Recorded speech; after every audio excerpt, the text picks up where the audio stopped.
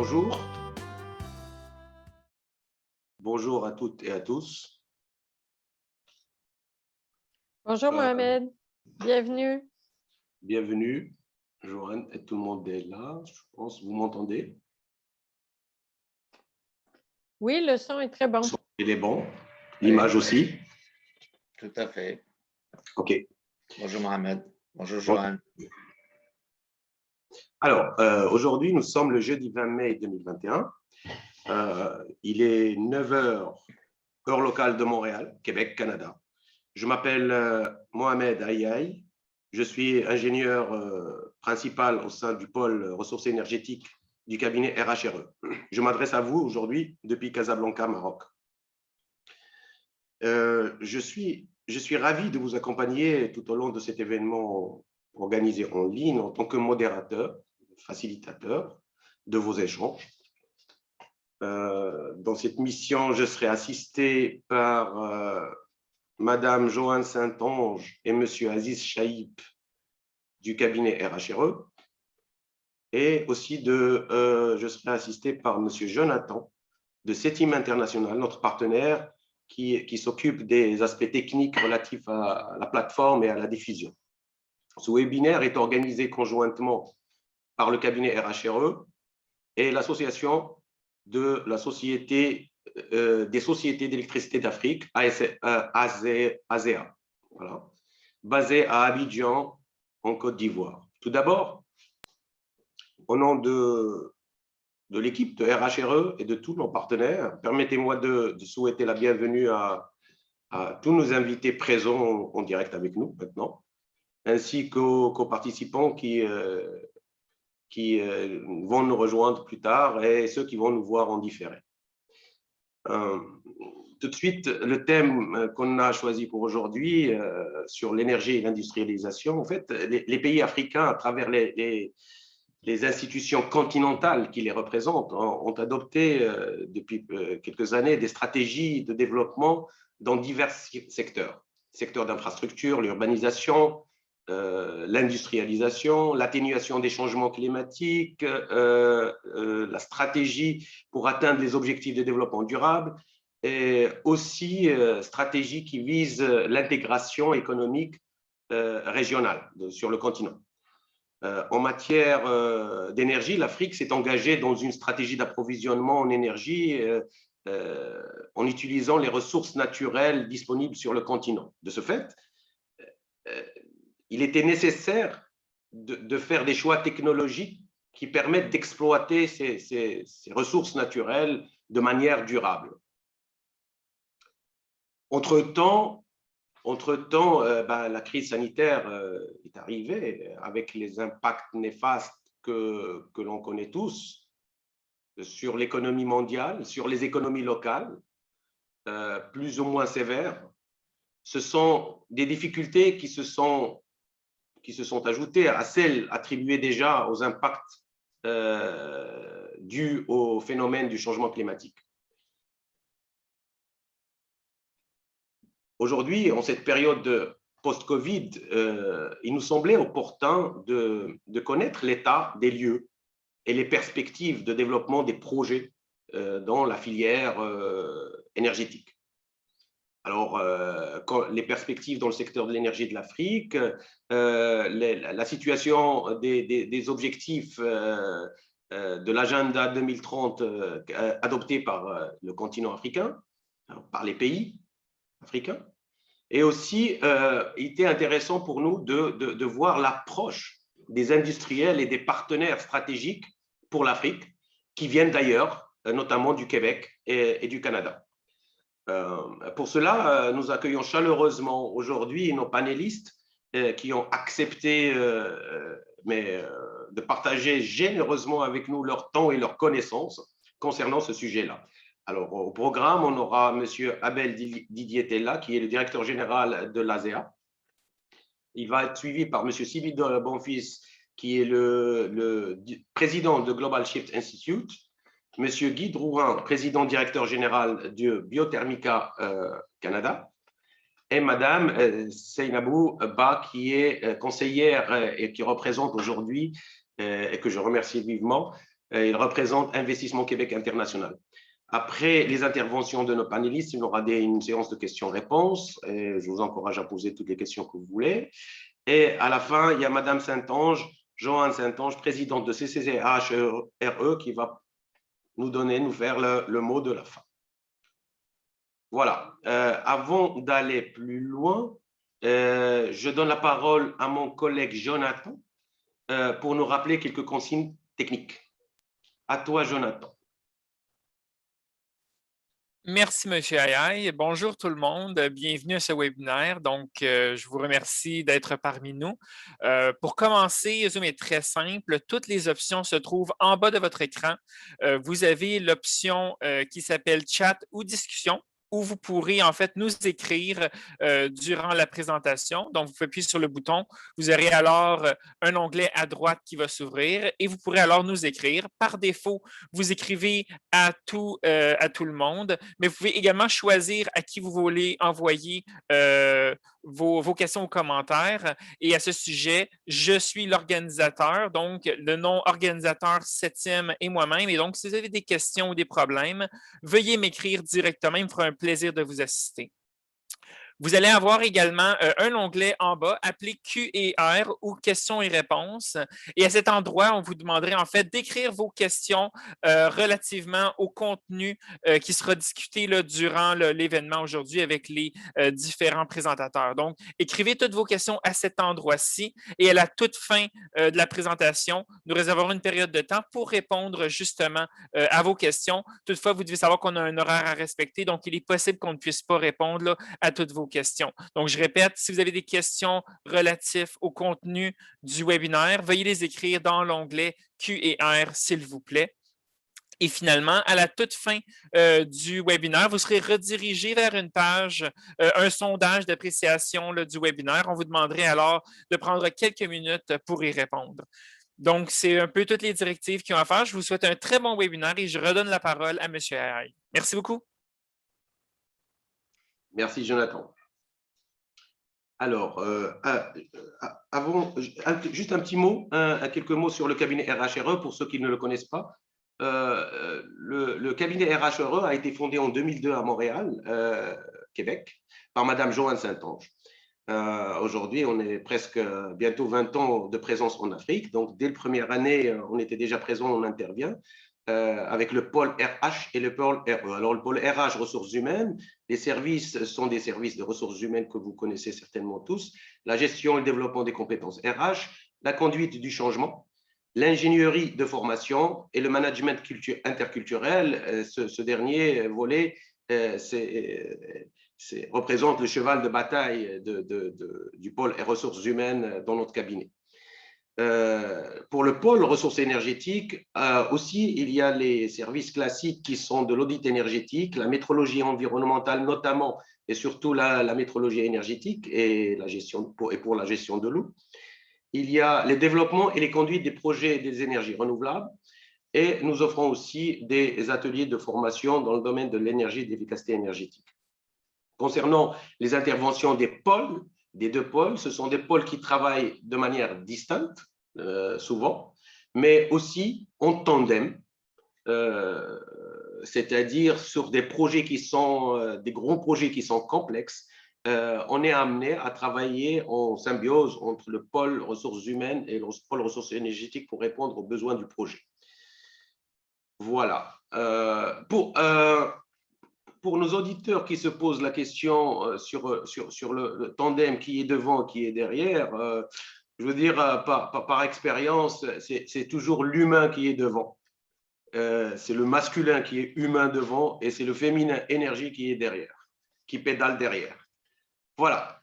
Je passe à la présentation de notre premier panéliste, Monsieur Abel Didier Tella.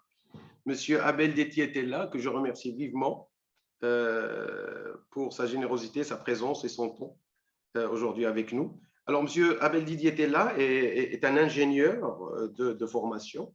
Il est titulaire d'un MBA en gestion d'entreprises énergétiques. Il a travaillé pendant plus de 20 ans, 25 ans à la Société béninoise d'énergie électrique, où il a occupé plusieurs postes de direction et de responsabilité.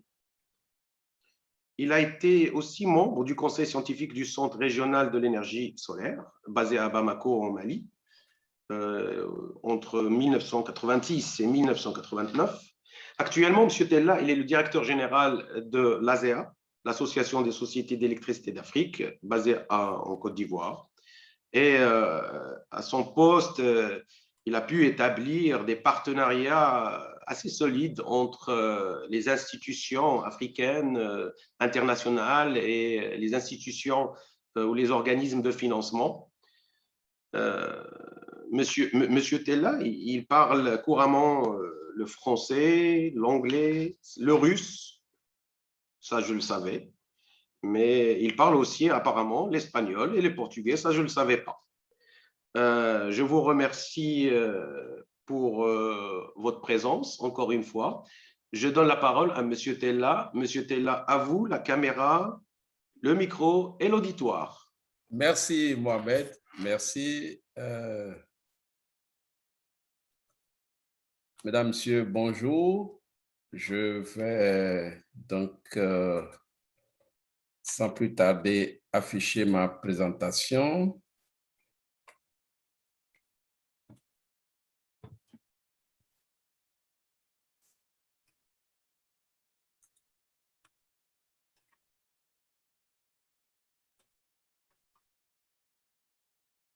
C'est bon. Veuillez la mettre à plein écran, s'il vous plaît. Merci. C'est fait. Merci, Jonathan. Mesdames, Messieurs, bonjour. Tout plaisir pour moi de vous savoir nombreux connectés aujourd'hui à ce webinaire. Sans plus tarder, ma présentation sera axée sur l'énergie et le développement des industries. Quelle priorité? C'est le thème général de webinaire, mais ma présentation est axée sur la situation énergétique de l'Afrique et quel accompagnement d'un programme ambitieux pour l'industrialisation en Afrique. Je commencerai d'abord par parler rapidement de ce que l'on sait, donc de l'ASEA. Ensuite, un focus sur les potentiels et la situation énergétique en Afrique, les politiques énergétiques et le développement du secteur électrique. Alors, l'ASEA, c'est l'Association des sociétés d'électricité d'Afrique, en anglais APOA. C'est une organisation internationale à but non lucratif et créée en 1970 avec son siège à Abidjan, en Côte d'Ivoire. Un instant, excusez-moi. Alors, le changement de nom est intervenu en 2002 suite à la mise en œuvre d'un plan d'action stratégique et qu'il nous a passé de l'Union des producteurs, transporteurs, distributeurs d'énergie électrique en Afrique à l'ASEA. Alors, dans ce repositionnement stratégique, l'un des programmes phares que nous avons est donc la création du réseau africain des centres les réseaux africains des centres d'excellence en électricité, le RACE.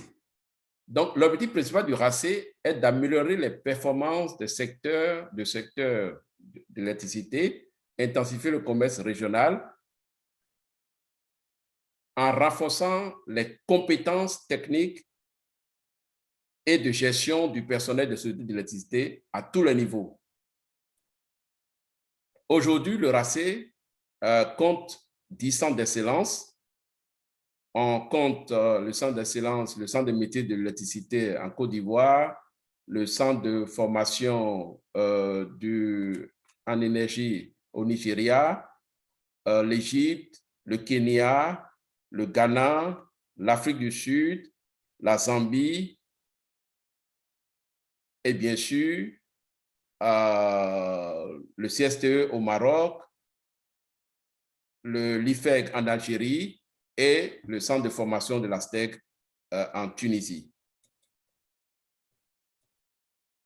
Alors, le focus sur les potentiels et la situation énergétique me conduirait à ne pas revenir sur ce que nous ressassons chaque fois, les potentiels énergétiques en Afrique, mais je présenterai sur un angle nouveau et je vais à ce titre emprunter 3 diapositives que l'ancien président de l'ASEA entre 2008 et 2012 avait exposé tantôt.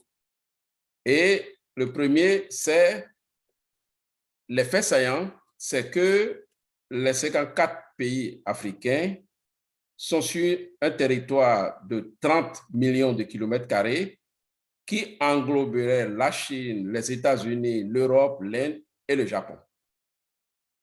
C'est un continent de peuplement très rapide, 2 milliards de personnes attendues en 2050 et une attraction d'investissement direct de plus de 55 milliards.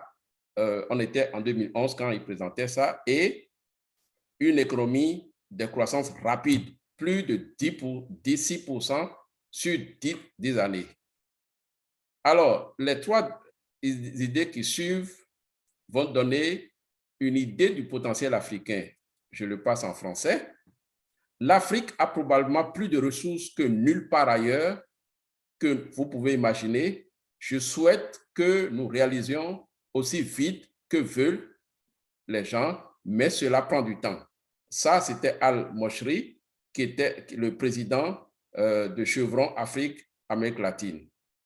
La seconde pensée, l'Afrique a beaucoup de potentialités, matières premières et population jeune, mais elle a besoin d'investissements directs étrangers. Et le troisième, au cours de la dernière décennie, 6 des 10 économies à croissance rapide étaient africaines. Pendant 8 des 10 dernières années, la croissance de l'Afrique a été plus rapide que celle de l'Asie de l'Est, y compris le Japon. Alors, quand on regarde tout ça, alors, où va l'Afrique? Eh bien, l'Afrique est un lion en déplacement. Les ressources naturelles, c'est évidemment 10% du potentiel hydraulique mondial, 8% des réserves mondiales de pétrole, 7% des réserves mondiales de gaz, 29%, et ça, c'était sans compter les gisements qui ont été découverts au Mozambique, qui sont plus importants que le Qatar. 29% du potentiel éolien, 15% de géothermie et le plus grand potentiel mondial solaire. J'ajouterai enfin une ressource unique qui est de l'hydrogène natif au Mali, où c'est de l'hydrogène à l'état naturel qui sert directement à produire de l'énergie. Alors, malheureusement, ce grand potentiel n'est pas converti en énergie électrique disponible et le taux d'électrification se présente. Globalement, je ne rentrerai pas dans les détails, nous avons à peu près 98 à 100% au niveau de l'Afrique du Nord. On a à peu près 60 à 70% au niveau de l'Afrique de l'Ouest, 15 à 58% au niveau de l'Afrique centrale et au niveau de l'Afrique australe, on est à 80% sans compter l'Afrique du Sud qui est au-delà de ce niveau-là. Donc, la mise en place du COMELEC, le Comité maghrébin d'électricité, les différents pôles, à savoir l'Afrique australe en 1985, le système d'échange d'énergie de l'Afrique de l'Ouest en 1999, le pôle de l'Afrique centrale en 2003, le pôle de l'Afrique de l'Est en 2006, dont les dernières ont été avec une forte implication de l'ASEA, ont amené à accroître le niveau d'interconnexion aujourd'hui en Afrique du Nord. C'est que tous les pays, Maroc, Algérie, Tunisie, Libye et Égypte, sont interconnectés. En Afrique australe, je ne veux pas rentrer dans les détails des interconnexions, mais c'est le pôle de l'Afrique australe est le pôle où l'échelle d'énergie, le marché de l'électricité est vraiment actif. Au niveau de l'Afrique de l'Ouest, les pays de l'Afrique de l'Ouest sont connectés à près de 70% et vont vers 90% si la ligne Côte d'Ivoire, Libéria, Sierra Leone, Guinée se met en place. Vous avez en rouge ce qui est déjà connecté, j'ai oublié de vous le dire au départ, et en vert ce qui est en projet. Au niveau de l'Afrique centrale, c'est là que nous avons très peu d'interconnexions, si ce n'est le réseau de Sénélac entre la RD Congo, Rwanda et Burundi, et une connexion RD Congo, RD Congo et Congo-Brazzaville. En Afrique de l'Est, le pont est tiré par l'Éthiopie, donc Éthiopie-Soudan, Éthiopie-Djibouti, et des interconnexions entre Kenya et Tanzanie, mais il y a un projet de partir de l'Éthiopie vers le Kenya qui pourrait faire à travers Tanzanie et Zambie rejoindre l'Afrique australe. Alors, plus près de la moitié donc de 1,2 milliard Africains vivent sans électricité et il s'agit d'une contrainte majeure pour le développement du pays. Alors, la population africaine devait passer à 1,8 milliard en 2040 et 2 milliards en 2050. Donc, conjugué à la modernisation des économies africaines et à l'urbanisation, cela signifie que nous devrons augmenter de 6% chaque année jusqu'en 2040. Pour répondre donc à cette contrainte, il faut que la production d'électricité passe de 124 gigawatts à 700 gigawatts en 2040 si nous devons faire face à cette évolution démographique et économique. Alors, les politiques de développement pour répondre à ça, la satisfaction des besoins en énergie, le développement harmonieux du secteur et sachant que l'électricité égale moteur du développement, font que plusieurs pays africains ont mis des politiques en place au plan national, développer tous les moyens de production, contribuer à l'équilibre énergétique national et déployer toutes les innovations, accélérer l'accès universel à l'énergie et assurer un prix abordable tout en construisant un secteur durable, respectueux de l'environnement. Au plan régional, c'est tout ce qui est interconnexion, marché de l'électricité et échange, c'est-à-dire faire profiter chaque pays de la disponibilité qu'il y a dans les autres pays et maîtriser bien sûr la demande et réduire l'intensité énergétique puisque les problèmes environnementaux ne sont pas laissés de côté. Alors, côté du financement, les dernières tendances, je ne passerai pas en détail sur ces tendances, mais notez seulement qu'il y a une forte augmentation des investissements en Afrique due donc à l'augmentation de la part chinoise, donc, qui fait près de 4 milliards de dollars pour la période 2017-2018. Et bien sûr, les membres de ICA, c'est Infrastructure Consortium for Africa, ont dégagé près de 2 milliards pour ajouter à ces engagements. Ces renseignements sont tirés de ICA sur le site que vous pouvez accéder pour voir en détail. D'un autre côté, les allocations des budgets nationaux des pays sont en accroissement aussi. Et sans compter donc les engagements, bien sûr, de la Banque africaine de développement pour le développement de l'énergie, bien sûr, depuis la mise en place de son programme de nouveau deal pour l'Afrique. Le temps est juste pour passer en détail les investissements dans chaque partie de l'Afrique, mais je dis, ces renseignements sont tirés sur le site de la BAD et de ICE que vous pouvez aussi contacter. Les mini-réseaux alimentés par les sources renouvelables sont en train de devenir un moyen privilégié pour l'accès à l'électricité. Il existe des bureaux d'appui pour renseigner sur ce développement un peu partout en Afrique. Par ailleurs, l'Afrique a montré sa capacité d'entrer dans la 4e révolution très rapidement. De ce fait, si nous regardons l'évolution de l'Afrique, l'Afrique ne mettra pas autant de temps pour les énergies renouvelables et les nouvelles technologies, vu sa capacité d'adaptation. C'est là qu'on parle de saut de grenouille. La pandémie de COVID-19, si je dois faire une évaluation, c'est la faible rentabilité financière des projets, la non-solvabilité de certaines sociétés en Afrique, la difficulté de mise en place de tarifs, la lenteur dans la mise en place de cadres réglementaires et les difficultés de promotion des sources renouvelables qui est venue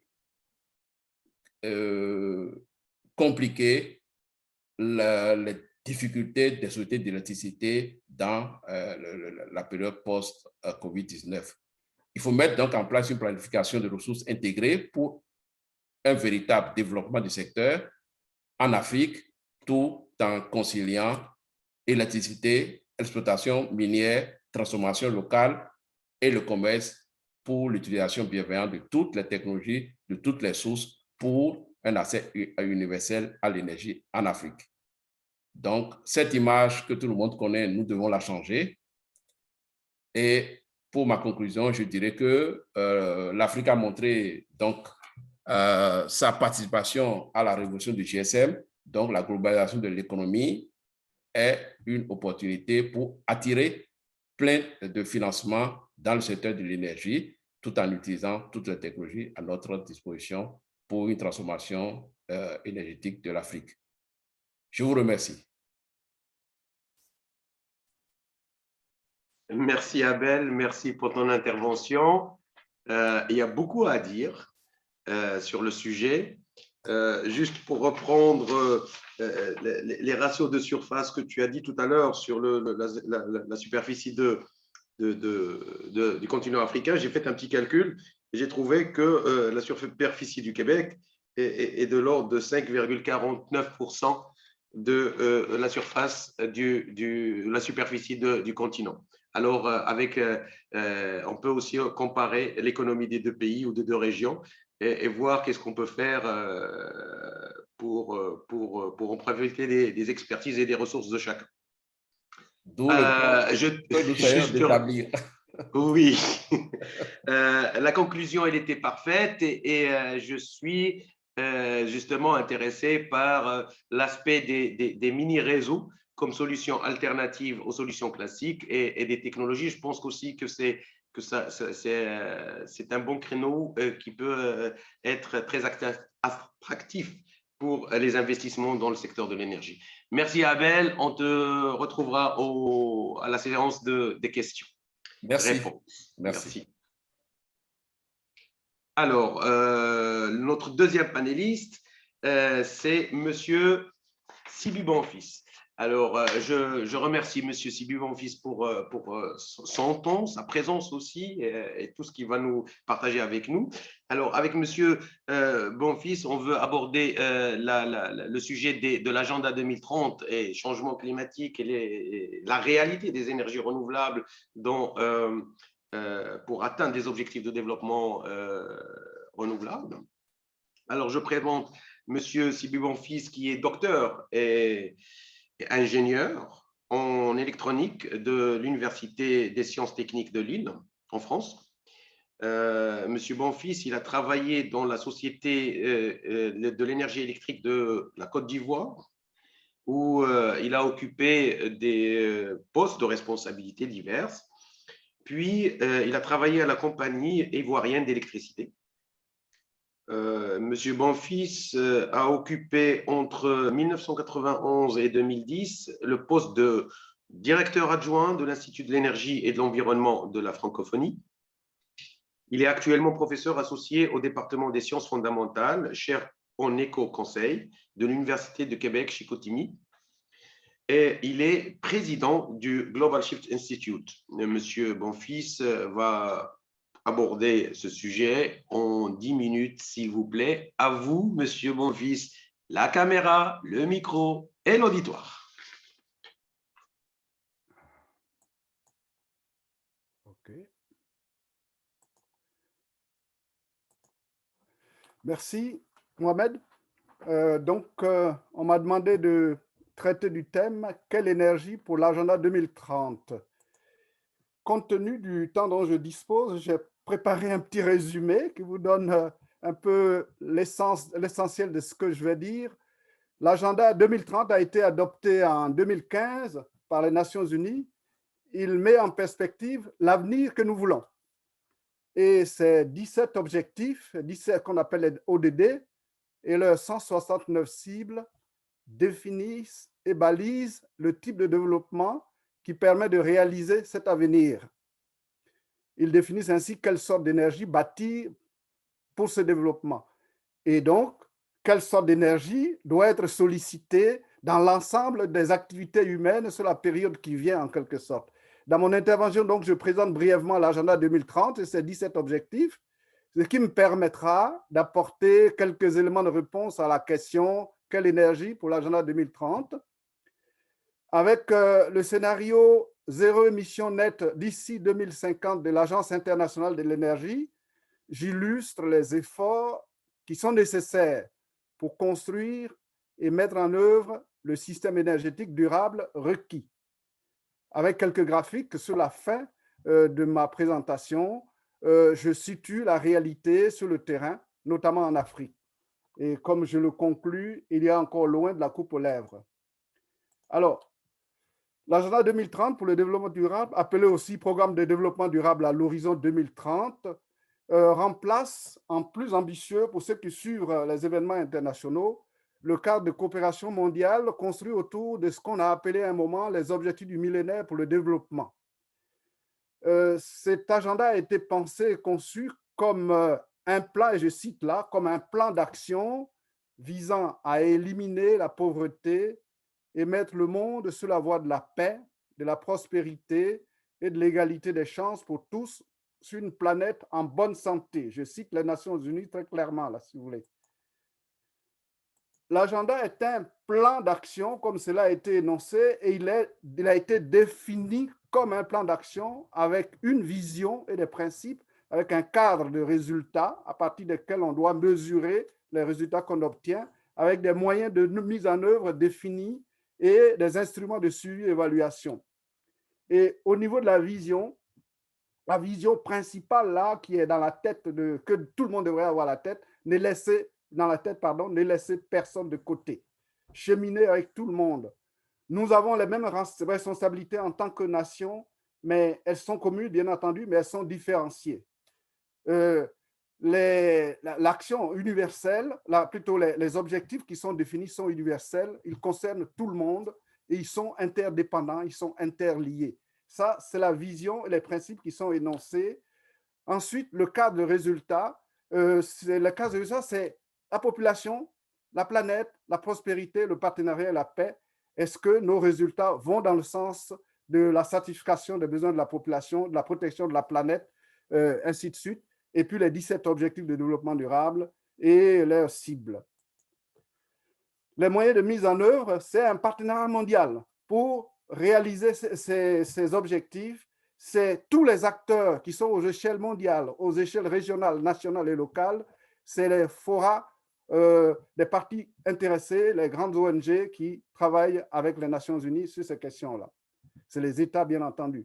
Et puis, les instruments de suivi et évaluation. Il y a le forum politique de haut niveau qui se tient tous les ans et où les États vont dire ce qu'ils ont fait, qu'est-ce qu'ils ont fait sur leur terrain, chez eux, par rapport à la réalisation des objectifs de développement durable. Ensuite, des plateformes régionales, les agences des Nations Unies qui sont dans différentes régions, et puis les autres parties prenantes qui participent à cette activité. Ça me donne un aperçu rapide Et je reviens ici sur ce schéma que tout le monde connaît. Les 17 objectifs sont là. Et parmi ces objectifs, il y a un objectif, l'ODD 7, qui est dédié spécifiquement à l'énergie. Donc, son énoncé garantit l'accès de tous à des services énergétiques fiables, durables et modernes à un coût abordable.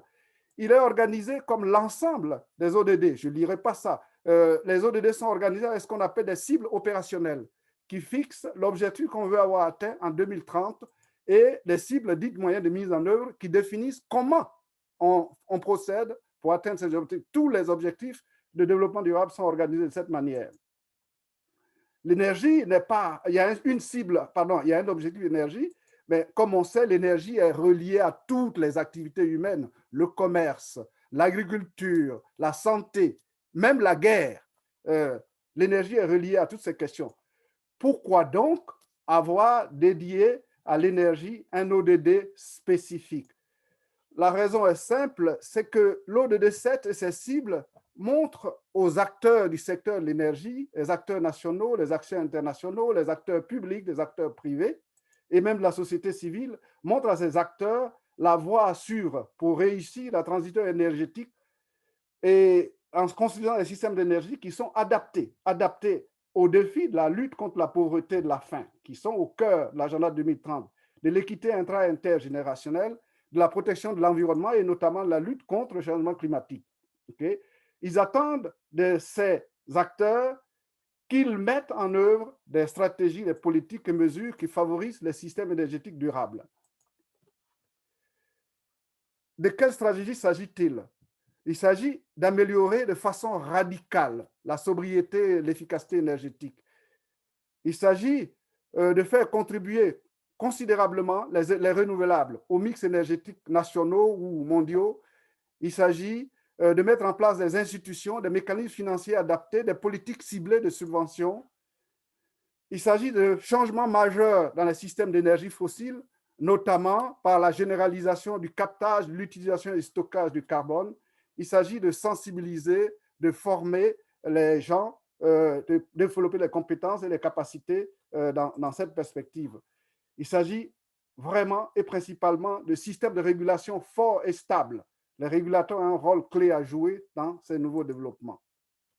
Alors, le scénario de développement durable va me permettre d'indiquer quels efforts il faut pour aller dans cette direction. Il a été mis au point par l'Agence internationale de l'énergie en 2017 en combinant différents autres scénarios précédents pour œuvrer dans le sens de la réduction des émissions de gaz à effet de serre, de la façon dont vous le voyez, la ligne verte représentant ce qu'on cherche à atteindre.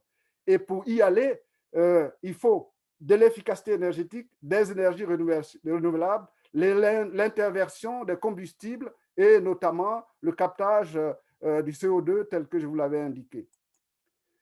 Mais ce scénario a été révisé en 2020. En 2020, pour mieux prendre en compte toutes les incertitudes introduites par la COVID-19 dans le secteur de l'énergie. Notamment, on ne sait pas quelle va être la durée effective de la pandémie et quel va être son impact effectif sur le secteur. Quelle va être la forme de la reprise? Est-ce qu'elle va être lente? Est-ce qu'elle va être rapide? La reprise économique s'entend. Quelle place l'énergie va avoir dans les stratégies des gouvernements et dans la stratégie de reprise des gouvernements? Qu'est-ce qui va se passer au niveau des investisseurs, au niveau des consommateurs? Tous ces changements introduisent des incertitudes qui ont conduit l'Agence internationale de l'énergie à réviser son scénario de développement durable et a introduit une variante qu'il appelle zéro émission nette à l'horizon 2050, qui intègre ces incertitudes et détaille les efforts à mettre en œuvre. Et ça, c'est un élément de contexte que je vous donne. En regardant la consommation d'énergie mondiale sur une longue période, vous voyez, ce graphique montre l'impact de la grippe espagnole, la baisse d'énergie, elle baisse de la consommation, de la Deuxième Guerre mondiale, de la crise financière. Et voici la COVID, ce qu'elle a proposé. La demande mondiale d'énergie a baissé de 6%, un recul 7 fois supérieur à celui dû à la crise financière de 2009. la variante zéro émission nette à l'horizon 2030, dans les efforts donc, au niveau des émissions, c'est de baisser d'ici 2030 de 45% les émissions de gaz à effet de serre. En ce qui concerne le secteur de l'énergie, des actions de grande envergure doivent être mises en œuvre. Notamment, il faut généraliser l'électrification, notamment l'électrification du transport et l'utilisation efficace de l'énergie.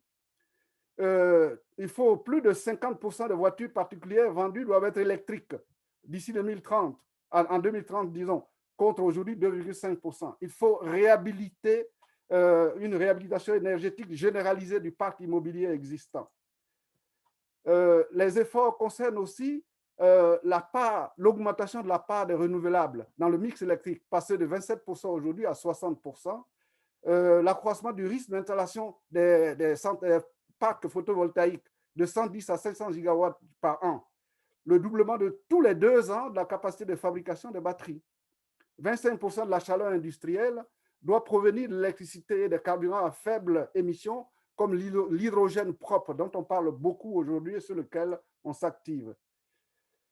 La réalité des renouvelables sur le terrain, vous voyez, voilà ce graphique-là, tiré de Rennes 21, donne sur l'ensemble de la consommation mondiale, 79,9%, c'est encore du fossile. Les renouvelables, c'est du 11%, la biomasse de 6,9%. C'est ça la réalité qu'on a aujourd'hui sur le terrain. Et quand on regarde au niveau de l'Afrique, c'est un graphique emprunté à l'Agence internationale de l'énergie, la situation actuelle en 2018, elle donne la part des renouvelables 2,2%, si on exclut la biomasse qui représente 44,6%.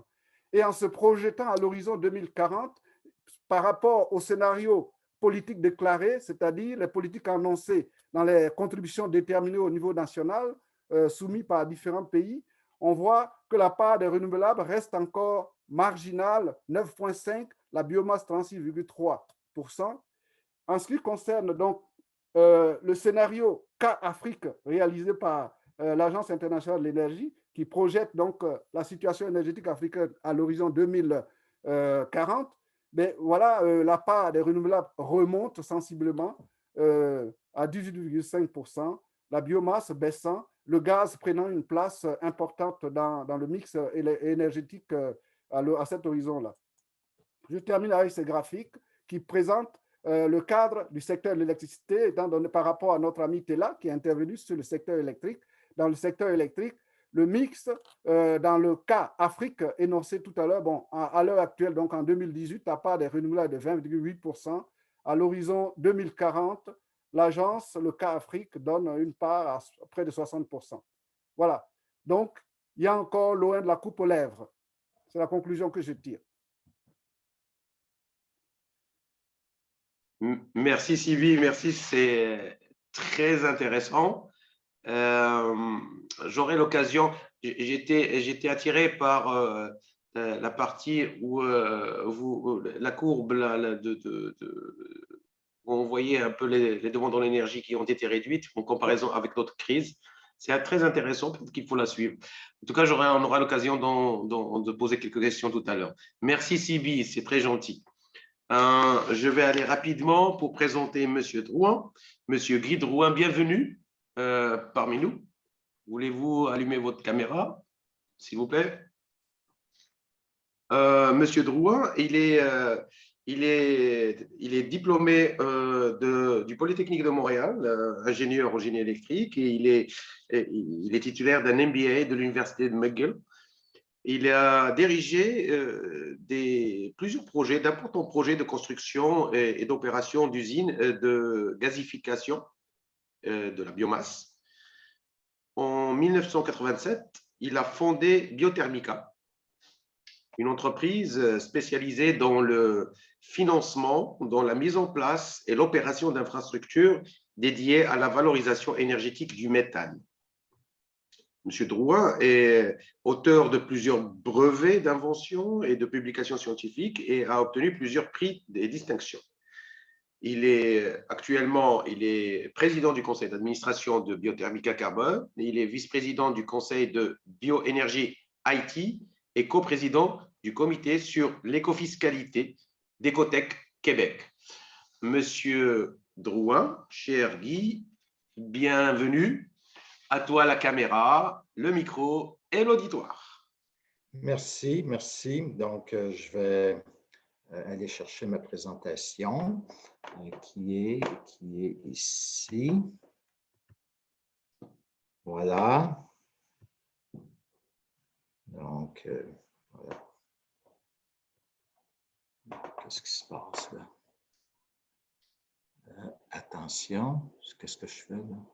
New share. Monsieur Drouin, vous êtes à la fin de notre présentation. Appuyez sur échapper. Oui. Retournez sur votre page. Reprenez la toute première page et remettez votre écran en plein écran. Et voilà. OK. Comment je me sens en plein écran? C'est en bas à droite. Oui, ici. Merci. Bon. Alors, je vous remercie. C'est court, 10 minutes. Donc, je vais, comme un bon constructeur, je vais aller directement au fait. Alors, ce que je vous présente, c'est l'objet de réflexion. Depuis plus de 30 ans, on a construit des centrales électriques alimentées au biogaz. On était propriétaire d'infrastructures.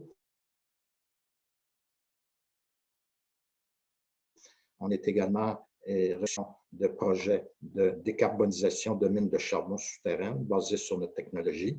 Alors ici, je vais vous présenter une combinaison gagnante entre une centrale photovoltaïque couplée à une centrale de biogaz provenant de la valorisation de déchets enfouis dans des lieux d'enfouissement. Techniques telles qu'on en retrouve dans les Amériques, en Europe et beaucoup de lieux d'enfouissement non contrôlés en Afrique. Alors, rapidement, la compagnie que je représente a 3 divisions. Une division infrastructure qu'on appelle aujourd'hui de mitigation climatique, où on met en place, on finance des centrales biogaz solaires, on fait la valorisation du méthane et en faisant des mines de charbon, notamment en Amérique du Nord, aux États-Unis, pour lequel il y a actuellement un protocole d'enregistrement de crédit de carbone dans le cadre du marché du carbone entre le Québec et la Californie. Donc, on récupère notre investissement en vendant des crédits de carbone en Californie et au Québec. Également, on a mis en place et breveté plusieurs technologies de contrôle d'émissions industrielles, d'émissions de biogaz, et on a toute une équipe technique d'ingénierie. On fait le gros de nos travaux à l'intérieur, donc ingénierie pour les projets d'infrastructure, etc., ingénierie de construction, ingénierie de procédés, ingénierie électrique, civile et également chimique. On est également développeur de projets. On a nos services juridiques. On fait le montage financier des projets. On organise le financement avec les banques de développement, avec les banques locales, les banques comme au Québec, Investissement Québec, etc. Sur un modèle Build, Own, Operate ou Build, Own, Operate, Transfer. Alors, rapidement, notre vision, c'est de bâtir un monde carboneutre. Lorsque j'étais étudiant, j'ai fait ma maîtrise à Polytechnique sur les énergies renouvelables et les changements climatiques, suite au livre du Club de Rome qui avait été publié en 1970. Je suis un vieux diplômé de l'École Polytechnique. Donc, c'est un sujet, les changements climatiques, qui nous aiguise beaucoup et qui est un sujet qui, malheureusement, n'a pas donné lieu à beaucoup d'actions au moment où on se parle. On continue d'augmenter notre empreinte carbone sur la planète, qui va nous amener, si on ne fait rien, à des températures augmentées de 3-4 degrés centigrades d'ici la fin du siècle, ce qui est évidemment non soutenable. Alors, toute notre mission, c'est de réduire l'empreinte carbone de la planète avec les technologies que nous développons depuis 1987. Alors, rapidement, le premier projet phare sur lequel s'appuie notre expertise, on a été les premiers à construire une centrale au biogaz sur le plus grand lieu d'enfouissement qui est à Montréal, un projet de 40 millions qu'on a mis en place en 1995. On a opéré pendant 20 ans cette centrale qui nous a donné beaucoup de connaissances pratiques de manière à pouvoir valoriser complètement tous les biogaz qui étaient générés par le lieu d'enfouissement qui, avant 1995, polluait complètement toute une partie de la ville avec des odeurs, des gaz à effet de serre, du smog urbain, etc. Nous avons transféré cette technologie au Salvador. On a été les premiers au Canada à enregistrer un projet sur le mécanisme de développement propre du protocole de Kyoto, qui a donné lieu donc à un investissement qui a été garanti par la compagnie d'assurance de la Banque mondiale contre tout risque politique, guerre civile, expropriation indirecte. Et on a fait une entente avec le Grand-Duché du Luxembourg pour vendre des crédits de carbone qui, à l'époque, valaient environ 18 € la tonne sous les bonnes années du protocole de Kyoto. On a vendu une partie du projet à AES en 2008. On est toujours là jusqu'en 2027. Donc, c'est un projet où l'investissement a été récupéré par la vente de crédits de carbone et évidemment récupéré également par la vente d'électricité sur le réseau local. Alors, dès 2011, nous avons commencé à développer un modèle qui va permettre d'assainir les pays, ce qu'on appelle en anglais les least developed countries, les pays dont le produit domestique brut par capita est inférieur à 1 500 $ américains. On y retrouve l'Haïti, on y retrouve beaucoup de pays d'Afrique subsaharienne comme le Togo, le Bénin, le Ghana, etc., qui, en général, n'ont pas les moyens de collecter ou de traiter les déchets. Pour nous, le déchet urbain, ce n'est pas une nuisance, c'est une ressource énergétique.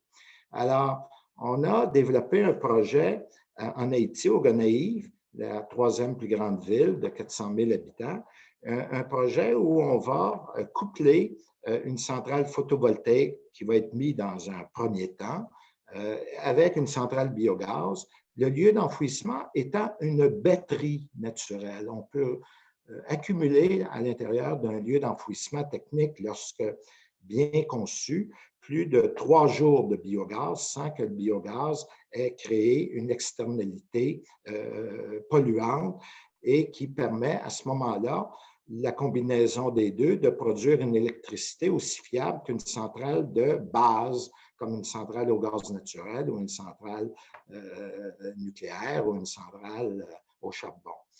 Alors, pourquoi on s'intéresse à l'Afrique? On a un projet actuellement qui est en train d'être mis en place au Togo, basé sur ce modèle, parce que d'une part, il y a une croissance accélérée du tonnage des déchets. Selon une étude de la Banque mondiale, on va passer à plus de 516 millions de tonnes de déchets générés dans les villes et les régions de l'Afrique subsaharienne. Aujourd'hui, il y a déjà un potentiel de 2500 mégawatts d'électricité qui se retrouvent dans vos lieux d'enfouissement non contrôlés, qui se retrouvent dans les déchets qu'on ne récolte pas, qu'on ne collecte pas. Et en même temps, c'est une source extrêmement importante de gaz à effet de serre, puisque le déchet génère du méthane, qui est un gaz 28 fois plus nocif que le CO2. Et uniquement l'Afrique génère actuellement 112 millions de tonnes équivalent par année de méthane qui est relâché à l'atmosphère et qui contribue au changement climatique. Évidemment, la récupération et la destruction du méthane peut s'accompagner de revenus de carbone, puisque à travers l'accord de Paris, on est en train de mettre en place un marché mondial de carbone. Le Québec l'a déjà fait. Il y a plus de 28-30 pays qui ont déjà un marché de carbone ou une taxe carbone ou un prix sur le carbone. Et de plus en plus, les pays industrialisés qui ont de la difficulté à rencontrer leur cible de réduction vont être acquéreurs de crédits de carbone qui vont être générés dans des pays comme en Afrique où le coût de production d'un crédit de carbone est beaucoup moins élevé que, par exemple, au Québec où, en moyenne, on a actuellement des prix de carbone pour les projets qu'on est en train de réaliser qui dépassent souvent 1 000 $ la tonne équivalent CO2, alors que pour notre projet en Haïti, le coût de réduction d'une tonne équivalente de CO2 est d'environ 15 $ la tonne. Alors, évidemment, dans le cadre de la lutte au changement climatique, il est très logique de les réduire où que ça coûte le moins cher, puisque de toute façon, l'émission de carbone, qu'elle soit au Québec, qu'elle soit à Lomé ou à Abidjan, elle a le même effet sur la planète. Donc, la logique serait d'aller réduire, si nous voulons rencontrer la cible de l'accord de Paris de 1,5 degrés centigrades, d'aller réduire vers les pays qui coûtent le moins cher et ça serait bénéfique pour l'ensemble de la planète. Alors, évidemment, les déchets en Afrique, c'est un problème récurrent, important au niveau pas uniquement de la pollution de l'air, mais au niveau de la santé publique. Les dernières études de l'OMS, de l'Organisation mondiale de la santé, montrent que plus de 40% de la mortalité infantile provient de conditions d'insalubrité provoquées par la mauvaise gestion des déchets, qui créent des problèmes d'odeur, d'air pollué, qui contaminent les cours d'eau, contaminent l'océan, etc., par le plastique, entre autres, et autres. Alors, la composante d'un projet typique pour nous, c'est 4 composantes: la collecte des déchets, station de transfert, lieu d'enfouissement technique moderne, où on peut contrôler les émissions de biogaz et les capter, suivi dans un premier temps de l'implantation d'une centrale solaire, pas loin du lieu d'enfouissement, suivi, une fois qu'on a assez de biogaz, une centrale au biogaz de 1 MW, suivi à mesure que la courbe de production de biogaz augmente, suivi de nouveaux moteurs qu'on ajoute. Alors, essentiellement, depuis 30 ans, c'est notre métier.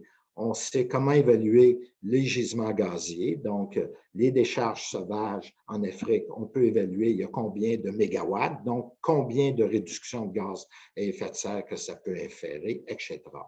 Alors, c'est un projet ici au nord de Gonaïves. On remarque le lieu d'enfouissement et à droite, vous remarquez la centrale photovoltaïque qui est implantée dès le départ pour créer ce qu'on appelle un revenu récurrent qui va permettre de graduellement, également, avec les crédits de carbone, de mettre en place le service public de collecte de déchets pour des pays qui, souvent, n'ont pas les moyens de le faire. Alors, essentiellement, le service public, ce qu'on appelle le CAPEX, est financé par un income stream de crédits de carbone vendu sur le marché international. Il y a énormément d'acheteurs au moment où on se parle. Depuis 3 ou 4 ans, autant le marché volontaire que le marché réglementé. L'aviation civile internationale a passé un protocole de manière à rendre neutre carbone toutes les émissions provenant des avions, soit par des biocarburants ou par l'achat de crédits de carbone, notamment auprès des pays en voie de développement. Et évidemment, le coût de la centrale électrique est fait selon un financement conventionnel avec les banques de développement, comme la Banque africaine de développement, avec une mise de fonds propres par Biothermica et ses partenaires. Donc, un financement fait par de la dette à long terme et de l'équité, donc par avoir propre des sociétés privées qui investissent dans les projets. Alors, en gros, c'est le schéma qui présente assez correctement l'ensemble de l'opération entre le côté de la collecte des déchets et le côté de la génération d'électricité. Alors, en gros, un projet typique avec une population de 400 000 habitants. Guy, il nous reste peut-être pour finaliser. Termine. Oui. Alors, c'est un projet donc de 15 mégawatts. Et enfin, pour terminer, ce genre de projet-là rencontre 14 des objectifs de développement durable des Nations unies. Alors, je vous remercie. Ça m'a fait plaisir. À bientôt. Merci Guy, c'est très intéressant. Je sais que ces 10 minutes, c'est très, très peu, surtout lorsqu'on va parler de technologie et les financements. Sans plus tarder, on va présenter, on est un petit peu en retard, Madame Seynabouba, qui est conseillère à Investissement au Québec. Donc, Madame Seynabou, elle est titulaire d'un master en économie appliquée et d'un master spécialisé en analyse financière internationale. Ça, c'est intéressant. Elle cumule une dizaine d'années d'expérience dans les services financiers à Paris, dans des cabinets d'ingénierie financière qui couvrent le marché africain. Actuellement, Madame Seynabou, elle est conseillère spécialisée aux exportations sur le secteur de l'énergie et de l'environnement pour le marché de l'Europe, de l'Afrique et du Moyen-Orient chez Investissement Québec International. Elle accompagne les entreprises québécoises, bien sûr, dans leur ambition, dans leurs activités d'exportation et leur rayonnement, notamment en Afrique. Madame Ba va nous parler aujourd'hui du rôle et de l'approche d'Investissement Québec pour accompagner les entreprises dans le développement de leur activité en Afrique, notamment dans le domaine de l'énergie. À vous le micro, Madame Ba, l'auditoire et la caméra. Bonjour, merci pour la Bonjour. présentation, Mohamed. Donc, je vais essayer d'aller vite. Donc, Investissement Québec est une entité du ministère de l'Économie et de l'Innovation de la province du Québec. Donc, elle s'occupe essentiellement des activités des entreprises québécoises. Donc, elle a fusionné avec les entités innovation, exportation et financement du ministère de l'Économie, donc pour créer un guichet central pour les entreprises exportatrices, donc faciliter le parcours des entreprises et être en lien avec tous les acteurs de la chaîne de valeur. Donc, on a un réseau de 33 bureaux dans 18 pays, dont 3 en Afrique. Donc, on a un bureau à Rabat qui couvre le Maroc, la Tunisie, l'Algérie, un bureau à Abidjan qui couvre la Côte d'Ivoire, le Libéria, le Sierra Leone, le Nigeria et le Ghana. Et enfin, on a un bureau à Dakar qui couvre les pays francophones de l'Afrique de l'Ouest, donc le Burkina, le Bénin, le Togo, le Mali, le Niger, la Guinée-Conakry, la Guinée-Bissau, le Gabon, le Cameroun, le Cap-Vert et la Gambie. Donc, dans les pays où nous n'avons pas de bureau, nous travaillons conjointement avec les délégués commerciaux dans les ambassades du Canada. Donc, nos formes d'accompagnement, on fait du suivi individualisé, donc en fonction des besoins de l'entreprise québécoise sur le marché africain, mais également on accueille des acheteurs africains pour leur montrer nos technologies adaptées au marché africain et aux besoins, mais également on organise régulièrement des missions commerciales virtuelles compte tenu du contexte de COVID actuel, mais en général, on fait des missions pour vraiment connaître les besoins de la population, échanger avec les acteurs économiques locaux pour justement leur proposer des technologies adaptées et adéquates pour leurs besoins. Donc, Messieurs Bonfils et M. Tella ont bien présenté le potentiel énergétique de l'Afrique, le potentiel en termes de ressources humaines et également les besoins financiers. Donc, moi, je voulais faire une analogie avec le Québec, et Monsieur Mohamed a bien fait l'analogie. Donc, comme il disait, le Québec, c'est 5% de l'Afrique, et le Québec, grâce à Hydro-Québec, qui est un des principaux producteurs d'hydroélectricité au monde, et le 4e gestionnaire d'hydroélectricité au monde, seulement avec 5% en faisant l'analogie, avec 5% de ce que l'Afrique représente. Donc, ça montre le potentiel qu'il y a en Afrique. Et le Québec serait un partenaire de choix, sachant que j'ai juste présenté l'hydroélectricité, l'éolien, le solaire et la biomasse dont M. Drouin a bien fait la présentation, mais que ce soit en termes de gaz naturel, d'hydrogène et de pétrole, on a également des entreprises qui ont développé des technologies et on exporte de l'électricité aux États-Unis, et on a énormément d'acteurs qui ont développé des technologies de pointe, que ce soit dans l'éolien, dans le domaine de l'efficacité énergétique également. Et justement, quand on parle de pérennisation des industries, ça passe par une certaine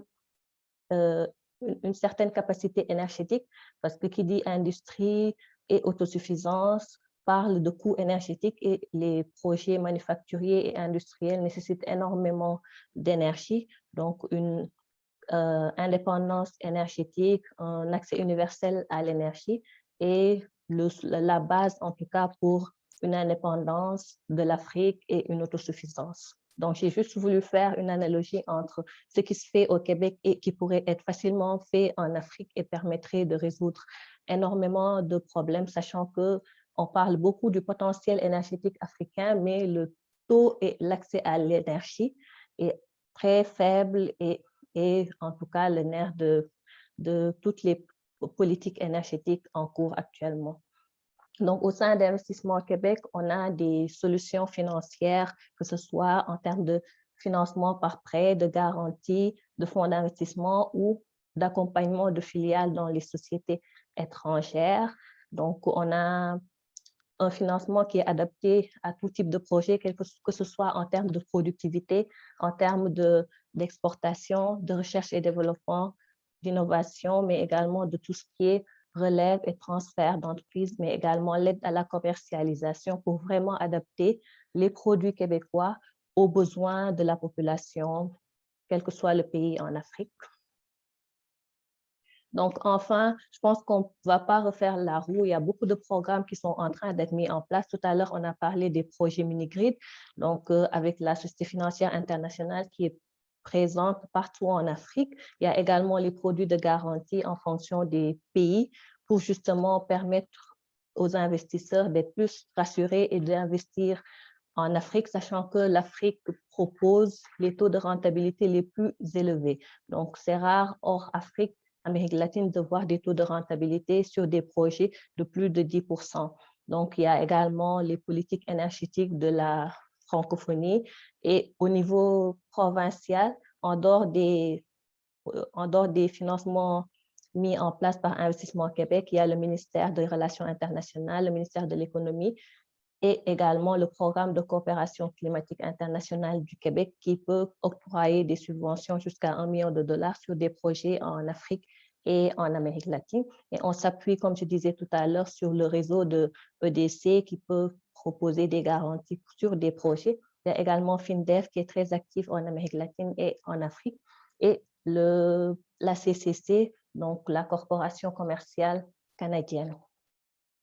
Donc, les facteurs clés de succès pour moi, aujourd'hui, les projets, en tout cas, qui sont en cours ou, à vrai dire, en Afrique, doivent intégrer un transfert de technologie, s'appuyer sur les réseaux d'affaires en Afrique parce qu'il y a beaucoup de professionnels et d'anciens étudiants qui ont étudié au Canada. Il y a également le fait de travailler en consortium, en joint venture avec des partenaires locaux pour justement, comme disait M. Drouin tout à l'heure, faire un transfert dans la gestion au-delà de la technologie, mais également un transfert dans la gestion des infrastructures qui sont mises en place grâce à des partenariats stratégiques. Il y a également la structuration des projets avec l'appui, comme je l'ai montré dans la slide précédente, des institutions financières internationales, des banques de développement et des fonds d'investissement qui soient locaux ou internationaux parce qu'il y a beaucoup d'institutions financières, de fonds d'investissement européens qui investissent en Afrique. Donc, je vais laisser mon adresse courriel. Je voulais faire vite parce que, bon, le temps manque, mais si vous avez des questions, vous pourrez m'envoyer vos questions. Je serai disponible pour un échange. Merci. Merci, c'est bien beau, j'apprécie vraiment. Tu as vu qu'on dépassait un petit peu, mais c'était très, très bien. Moi, je suis très content de ta participation parce que tu as apporté cette vision, cette approche qui vient d'Investissement Québec. Et je sais que vous êtes très, très sensible au projet et au secteur de l'énergie en Afrique. Voilà, avec ça, nous avons fait un peu le tour des conférences prévues pour aujourd'hui. Je remercie encore une fois tous nos panélistes et je voudrais inviter Madame Joanne Saint-Onge qu'on voit aujourd'hui, là maintenant à l'écran, avec Monsieur Aziz Chayeb pour voir, je crois qu'ils ont beaucoup de questions et ils vont nous exposer des questions. Merci Mohamed et j'inviterai aussi tous les panélistes à revenir avec nous parce que c'est toujours plus sympathique là, quand on a un visuel. Il y a beaucoup de questions, vos présentations ont été riches d'informations. Vraiment, je vais commencer Aziz puis on va alterner ensemble. Donc, on a une première question qui dit quels sont les… Joanne, si tu te permets, oui? on souhaite la bienvenue à M. Alain Carrier, du bureau de Rabat, bureau Québec à Rabat. Monsieur Carrier, oui, il est au Québec. Ouais. d'Investissement Québec. Bonjour, M. Carrier. Une première question. Quelles sont les incitatives en termes de financement pour la mise en place des stratégies énergétiques? Bon, il y a Mme Bach qui a parlé du financement. Est-ce que, M. Tella, vous avez une idée des incitatives du côté africain? Je crois que pour garantir les investissements en Afrique, c'est surtout le cadre réglementaire. Le cadre réglementaire légal a beaucoup évolué ces dernières années. Les régulateurs sont en place et non seulement les régulateurs nationaux sont en place, c'est que l'Afrique, le développement de l'Afrique est basé sur le développement des communautés économiques régionales et la communauté économique régionale très dynamique de l'Ouest, la CEDEAO, a un régulateur régional. Donc, quand bien même le régulateur par pays n'est pas encore très actif, le régulateur régional a juridiction à travailler pour les pays. Et c'est ce qui accélère le cadre réglementaire. Les ENR sont pris en compte par donc, les régulateurs et dans les pays, les législations sont en place pour favoriser la montée des ENR. Deuxièmement, les tarifs. Aujourd'hui, les tarifs et le baisse de coût des renouvelables et la progression des tarifs fait qu'aujourd'hui, le tarif ne constitue plus un frein pour le développement des ENR. Donc, je crois que l'évolution est dans le bon sens et tout ce qui garantit la préservation de l'environnement fait que c'est le moment d'investir dans les ENR. Et la troisième chose, c'est l'état des réseaux. C'est vrai que les intermittents qui n'ont pas de stockage, il faut garantir un relais en cas de non-disponibilité des intermittents.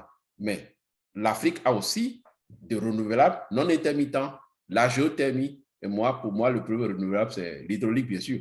Et aujourd'hui, on parle d'hydrogène naturel et tout ça. Donc, en fait, bientôt, des pays africains auront de la grosse puissance installée 100% vert. Un pays comme l'Éthiopie, dans quelques années, n'aura aucune émission pour produire de l'électricité. Donc, on peut dire que le secteur énergétique en Afrique est en plein développement, avec de multiples solutions et opportunités. Là. Oui. C'est le marché de demain. Merci, M. Tella.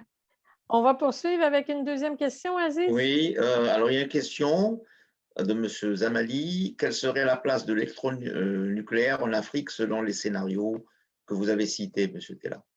Oui, aujourd'hui, vous savez, la mise en place d'une centrale nucléaire nécessite une accréditation au niveau de l'AIEA. Mais cette accréditation, par exemple, a beaucoup évolué pour 3 pays. L'Afrique du Sud, qui a déjà eu une centrale nucléaire qui a fonctionné, l'Égypte, le Nigeria. Les démarches sont sérieuses. Je sais qu'en temps, le Sénégal a engagé des démarches, mais en fin de compte, a opté pour plus de renouvelables que continuer sur le nucléaire. Mais cette option fait qu'il faut sécuriser la mise en œuvre d'une telle solution. Et aujourd'hui, il y a des options qui réduisent la taille des réacteurs. Sinon, pour avoir une centrale nucléaire, il faut avoir 2 fois 630, donc 1300 MW au moins pour installer. Aujourd'hui, il y a des réacteurs monocoques qui permettent d'avoir une puissance inférieure. Donc, cette technologie développée tantôt en Asie du Sud-Est et aussi au niveau côté de la Russie a fait qu'il y a une intention signée déjà entre la Russie et l'Égypte, mais la mise en œuvre prend du temps, mais ce n'est pas une option mise à zéro en Afrique. Mais d'autres formes d'énergie, heureusement, peuvent substituer et qui sont moins à risque, compte tenu des Effectivement, vous soulevez, si vous permettez, M. Tella, vous soulevez un point important qui est peut-être pas ressorti, mais c'est sûr qu'on a vu des perspectives 2040, 2050 avec vos projections. Quand vous parlez de mise en œuvre, ça prend du temps. Le facteur temps est très important, je pense, dans les projets et le développement énergétique. J'ai une petite question pour M. Drouin, parce que M. Drouin nous a parlé beaucoup d'argent. J'ai retenu un point très important qui est en lien avec une perspective. Hein. Vous dites que les déchets sont une ressource. Alors que dans notre esprit, souvent, les déchets sont une contrainte, sont un obstacle. Et vous, à travers vos projets, vous en avez fait une ressource. Ça, je trouve ça intéressant. Il y a une personne qui nous pose, est-ce qu'il y a des normes carbone frontières au Canada comme celles imposées dans le Green Deal européen? Est-ce que tout ce que vous nous avez parlé des rachats crédits carbone font référence? Je ne sais pas si Sébi est au courant un petit peu. Qu'est-ce qui se passe au Canada? Est-ce que le Canada ou le Québec a l'intention d'imposer en fait, des restrictions carbone comme le dit carbone en Europe? Est-ce que vous avez des informations là-dessus? À vrai dire, non, je n'ai pas de réponse par rapport à cette question, mais je sais qu'effectivement, au niveau du Green New Deal en Union européenne, cette question est abordée. C'est des questions qui sont en cours de discussion, mais la réponse exacte, là, au niveau canadien, je ne la connais pas. Moi, je pourrais intervenir. Il y a des comités d'études, on en a discuté déjà chez Ecotech Québec, d'imposer une taxe carbone sur l'intensité carbone des produits manufacturés, comme par exemple l'aluminium provenant de la Chine, a un contenu carbone beaucoup plus important que l'aluminium fabriqué au Québec, puisque notre source d'électricité est hydraulique, elle est verte.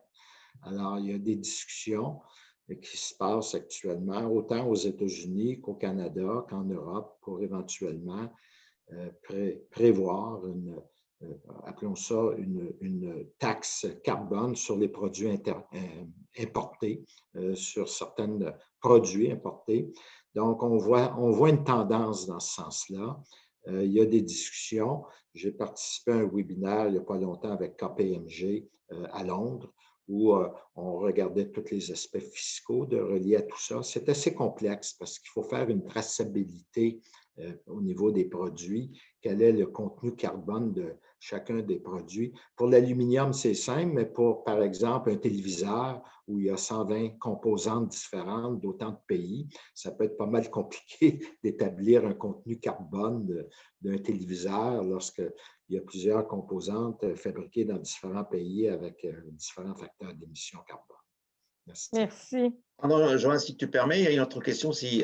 C'est destiné pour M. Tella et M. Bonfils. Pouvez-vous nous informer sur l'initiative Africa Energy Initiative, et essentiellement sa contribution durant ces 5 dernières années et la future décennie, et modalités d'accès au financement? La question est posée pour vous deux, M. Tella et M. Bonfils. Oui, sur quelle initiative? Africa Rural? C'est ça, oui, c'est ça, tout à fait. Oui, Larry, effectivement, il y a des initiatives qui ont été mises en place pour booster la promotion des renouvelables, et cette initiative est parfaitement soutenue par donc la Banque africaine de développement et aussi la Commission. Donc, c'est des projets qui sont portés par les États, qui sont mis en place avec les bailleurs du continent.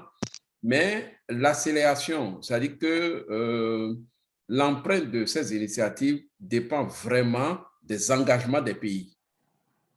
Les engagements des pays et les projets qui sont mis en œuvre, par exemple, dans tous les pays africains, ont été répertoriés dans le PIDA, le programme de développement des infrastructures en Afrique, qui a été adopté par pays, par région et au niveau continental. C'est dans ce cadre que se logent aussi les projets en renouvelable.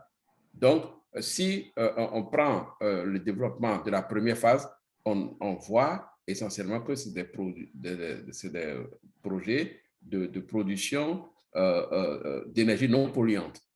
Donc, sur le lait renouvelable, je vous dirais un frein en Afrique est que effectivement, les ressources sont abondantes, tant en fossiles qu'en renouvelables. Donc, si les financements ne sont pas adaptés, il est plus facile pour certains pays. Par exemple, je prends un cas concret, la Guinée équatoriale. La Guinée équatoriale était à moins de 10% de taux d'électrification, a décidé de mettre en valeur son gaz naturel pour produire l'énergie, est passée à près de 95% de taux, 90% de taux d'électrification. Alors, ce pays ne peut pas ne pas se développer ayant du gaz abondant et dire, je veux faire de sources qui me coûtent plus cher. Donc, voilà, c'est des choix qui sont faits parce que la ressource du pays est abondante dans certains domaines. Donc, oui, l'initiative prend corps dans le continent, sur le continent, mais ça dépend des politiques des pays. Très bien, merci. Mohamed, vraiment, M. Tella, tous nos panélistes, je vois que vous avez suscité l'engouement, les questions augmentent Exactement. de fil en aiguille et le temps avance aussi. Oui, je demande. Alors, moi, mes questions que j'avais réservées, je les garde pour moi. Je vais les envoyer par email. Une proposition est de collecter les questions. Nous pouvons apporter les réponses et nous allons diffuser à ceux qui sont inscrits. C'est vraiment gênant d'attendre un webinaire et de ne pas avoir satisfaction. Je continue à lire les questions. Il y en a beaucoup. Tout à fait. Ouais. C'est ce que j'allais vous dire, mais il nous reste encore 2-3 minutes pour la période de questions. Et je rassure les participants, vos questions vont être enregistrées, on va les partager avec les panélistes et ils pourront vous revenir via le courriel. Donc, une petite question, vous avez parlé des freins. Peut-être aussi, Mme Ba peut intervenir sur cette question-là. Ce serait quoi? 1 ou 2 facteurs de succès, parce qu'on parle des projets de développement d'énergie en Afrique. Puis je sais qu'on a un auditoire qui vient de différents pays, mais on en a quelques-uns du Québec et du Canada, et c'est toujours dans les discussions de réseau. Est-ce qu'on peut aller faire des projets en Afrique? Hein? Il y a M. Drouin qui nous a donné des exemples concrets. Vous avez donné des exemples de garantie avec la Banque mondiale. Donc, ce serait quoi les facteurs de succès? Comme je disais dans mon dernier slide, en fait, les facteurs de succès, c'est toujours le transfert de technologies parce que souvent en Afrique, les projets sont faits en partenariat public-privé. C'est des contrats de concession sur 25 ans, 30 ans. Donc, c'est important de pouvoir former la population locale pour que quand le gestionnaire étranger, le développeur du projet part, que la population locale puisse prendre le relais parce qu'il y a beaucoup de compétences et de ressources humaines qui sont formées dans les pays africains, qui sont formées à l'étranger et qui rentrent en Afrique. Donc, il faudrait capitaliser sur cette population jeune et compétente pour justement faire transférer le flambeau, en fait. Et au niveau du Québec, on propose aux entreprises un accompagnement, que ce soit en termes de financement, mais également en termes de mise en relation avec les bons partenaires au niveau local, que ce soit des investisseurs privés ou des structures publiques, parce que comme j'ai dit, dans tous les pays africains presque, l'électricité est gérée par une compagnie nationale. Le Sénégal, c'est la Sénélec, Sodeci, EDM au Mali. Donc, c'est de l'électricité qui est produite, vendue à la compagnie locale via un contrat d'achat d'énergie et c'est la compagnie nationale qui injecte l'électricité, qu'elle soit via biomasse ou solaire, à la population. On y reviendra sûrement dans un autre événement. Oui. Pour moi, le plus gros facteur de succès, c'est de pouvoir combiner les ressources minières, les ressources énergétiques. Je reviens à un slide que je vous ai montré. Les ressources du continent et la jeunesse. Si vous prenez le développement des mines avec l'énergie et la transformation sur place et la consommation qui est garantie et le développement des ressources humaines parce que c'est une population jeune qui peut encore apprendre, vous verrez qu'en fait, la question est posée à l'envers en Afrique. On veut servir le domestique en développant l'électricité au lieu de servir l'industrie. Si nous servons l'industrie et nous avons des bras valides pour apprendre, pour transférer la compétence, vous vous placez dans le cas de certains pays. Je n'ai pas honte de citer l'Éthiopie. L'Éthiopie est le second pays après l'Afrique du Sud qui aura bientôt 30% de consommation industrielle parce que c'est l'industrie qui est leur point de développement de l'énergie. D'où le thème de notre webinaire aujourd'hui. Est justifié. Voilà. Docteur Bonfils? Oui, ce que je voulais ajouter, c'est la flexibilité dont la population africaine a su faire montre, notamment dans la révolution des technologies de l'information. On a fait un saut qualitatif en passant du filaire directement au cellulaire. L'Afrique n'était pas du tout équipée en matière de filaire et en quelques années, on a généralisé le cellulaire en Afrique, plus que d'ailleurs au Québec en quelque sorte. Donc, dans le domaine de l'énergie, surtout des énergies renouvelables, il y a une série de solutions de décentralisées, de solutions solaires qui sont sur la table. Il suffit simplement que les réformes institutionnelles dans le secteur électrique permettent aux énergies de se délibérer, d'être libérées, pardon. Et on peut changer, la population est vraiment flexible, les gens sont disponibles, on peut changer la donne très rapidement et facilement. Je pense Donc, que si j'ai bien compris, la jeunesse, la réglementation et la volonté pour y arriver. Donc, la flexibilité. Et la combinaison mine, énergie, transformation. Oui. Ouais. Excellent. Donc, on arrive malheureusement à la fin. Quelques minutes, Mohamed, est-ce que tu veux ajouter au niveau de la conclusion avant qu'on laisse nos participants? Je pense, il ne nous reste pas beaucoup de temps. Hein. Je voudrais juste remercier à mon tour, je crois, donc mes questions, on les gardera pour la prochaine fois. Je voudrais remercier tous nos participants, nos invités qui sont connectés. J'ai bien compris qu'on avait des gens qui venaient des quatre coins du monde.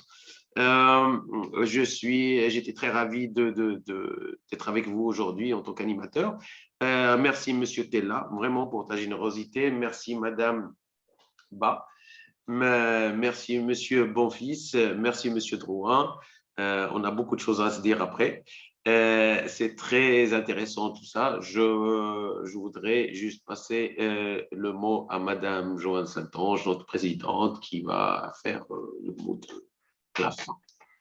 Voilà. Bien, je rejoins Mohamed au niveau des remerciements de l'ensemble des panélistes et des participants qui ont été avec nous. J'en profite aussi pour remercier notre partenaire CETIM avec la présence de Jonathan Arquette qui a assuré le bon déroulement et l'enregistrement, bien sûr, de ce webinaire, et de Aziz Chaïb qui, comme d'habitude, s'est soulevé les points qui animent chacun de nous. Au niveau du prochain webinaire, le jeudi, c'est notre rendez-vous avant les vacances. Hein. Le jeudi 3 juin, là, on va aller dans un autre thème. Mohamed a présenté au tout début à l'effet que le pôle management interculturel était un élément très important de nos services. Donc, Madame Thérèse Témélis va animer la présentation Outre-mer, l'adaptation à un nouveau style de vie culturel. Et on aura Mme Michaela et Mme Anna qui vont venir témoigner de leur expérience. Une est en Europe, Italie, l'autre est au Québec et originaire de Roumanie. Donc, ça s'annonce pour ceux qui sont autour de la table et qui sont des internationaux. Eh bien, vous en aurez sûrement pour votre argent aussi à participer à ce webinaire. On a le lien pour s'inscrire. En tout dernier, je rappelle, dès qu'on va clôturer le sondage, le webinaire, vous allez recevoir un petit sondage de satisfaction. Vos commentaires sont importants et nous vous reviendrons avec les réponses à vos questions qui ont été soulevées. Je vois là dans le chat plus d'une vingtaine de questions.